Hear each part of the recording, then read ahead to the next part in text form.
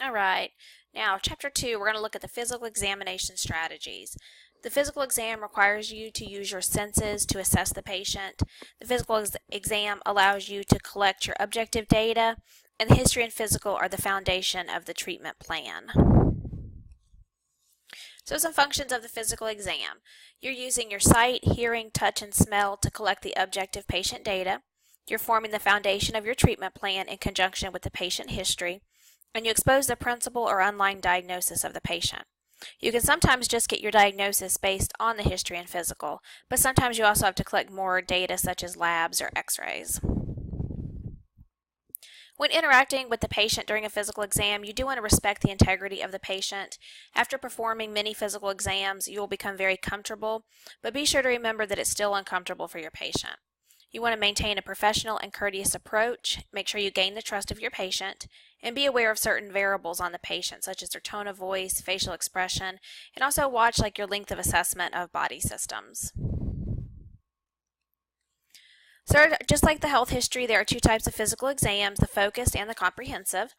In the focused, it's performed when the patient presents with a specific problem-oriented complaint or performed in emergency situations.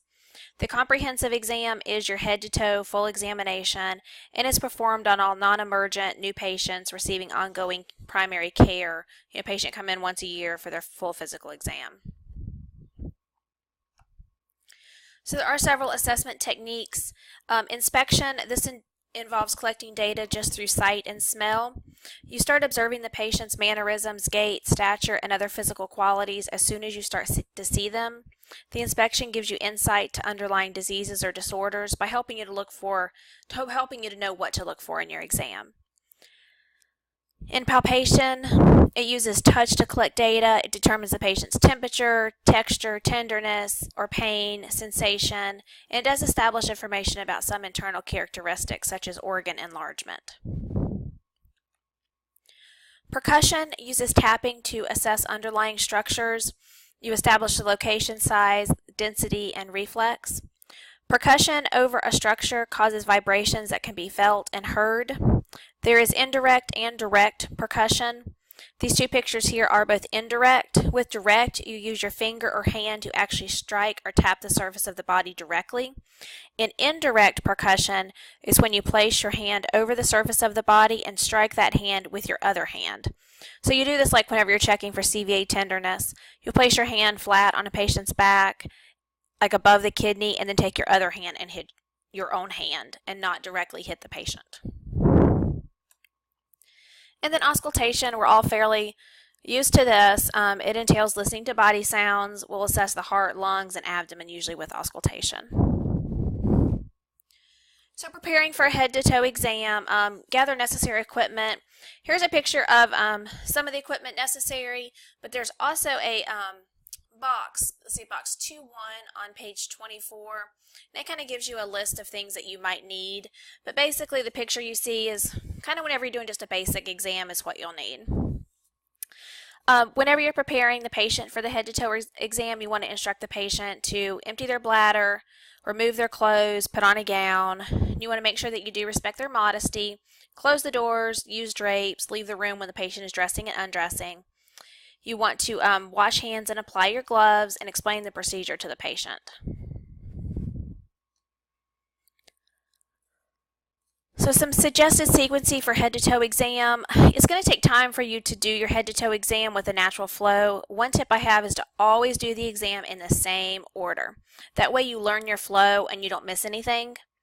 Examination of the patient also begins as soon as you enter the room, and you can gain valuable information even during the history part of the exam. So whenever you're looking at the patient, you want to do a general survey, notice their appearance, their physical structure, kind of watch them walk. If you watched them walk down the hall, you can look at their mobility, their gait. Just by talking to them, you can get their speech patterns. You can see if they have any hearing deficits, are they wearing hearing aids. Your measurements, the weight and height, your vital signs of blood pressure, pulse, respiration, temperature. So there's several different body positions that you'll put the patient in and to examine certain things, and we'll go over in more detail about what you examine with each body system in just a minute. So with the patient seated and facing you, you look at their head and face. You can look at their eyes, ears, nose, mouth, throat, neck, and upper extremities. When the patient is seated and facing away from you with their back to you and their back exposed, you can look at their posterior and anterior chest and back. And then whenever they're reclining 45 degrees, you can inspect jugular venous pulsations and also measure the jugular venous pressure. When a patient is laying down with their chest exposed, for female, you want to examine the breast and then also the heart. When the patient is laying down and their abdomen is exposed, you look at the abdomen and the male genitalia. When the patient is supine with legs exposed, you can look at their hips and lower extremities. When the patient is seated facing you, you can assess their neurological system. With the patient standing, you can also look at neurological functioning and their spine. And then, of course, the female patient in lithotomy position is the female genitalia. So assessment of the head and face. First, you want to inspect skin characteristics, inspect and palpate the scalp and hair, inspect the face for appearance, expression, and symmetry of structures and features and movements. You ask the patient to raise the eyebrows, frown, smile, and open eyes against resistance. You want to note their strength and symmetry of facial muscles. That way you're checking their cranial nerves 5 and 7. You want to evaluate the sensation awareness of the forehead, the cheeks, and jaw on each side, checking cranial nerve 5, and also palpate the masseter and temporal muscles. And we will go into more exam detail next week of the eyes, ears, nose, and throat.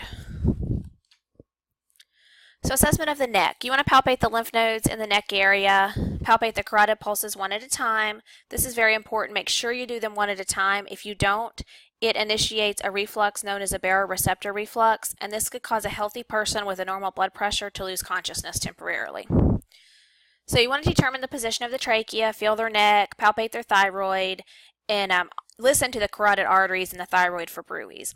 Again, with each body system that we cover throughout the semester, we'll go into great detail on exactly how to do all of these exams. This chapter is just kind of an overview of what you're going to do.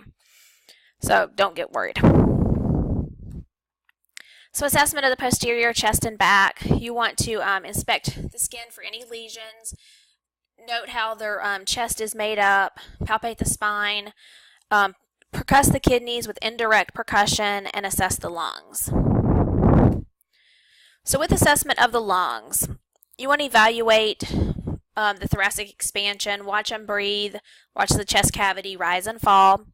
You want to palpate the tactile fremitus, and whenever you do that, it's because the normal lung transmits a palpable vibration to your chest wall, and you can feel this by placing the ulnar aspects of your hands firmly against the side of the chest and have the patient say 99, 99 over and over.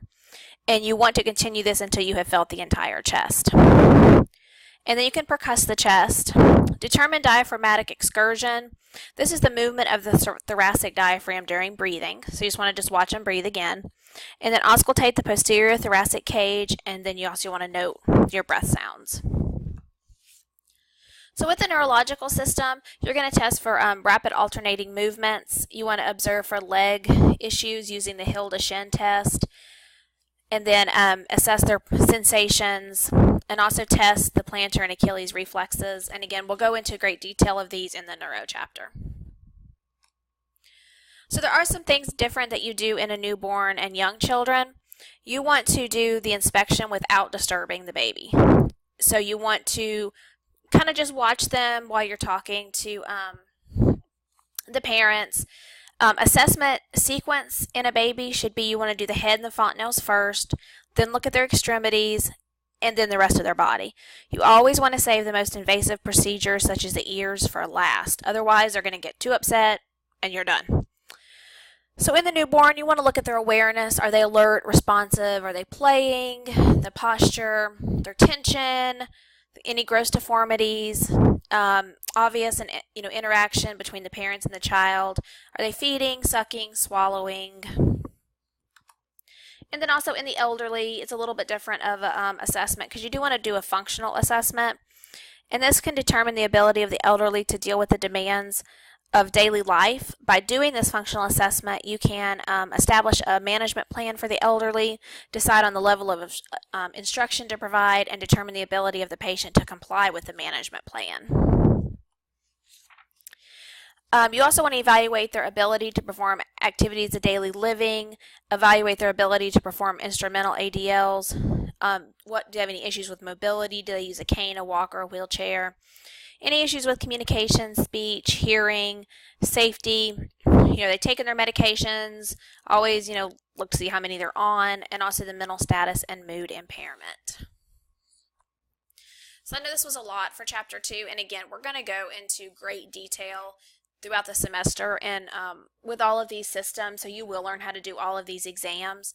The next chapter, we're going to look at documentation strategies, which is also very important.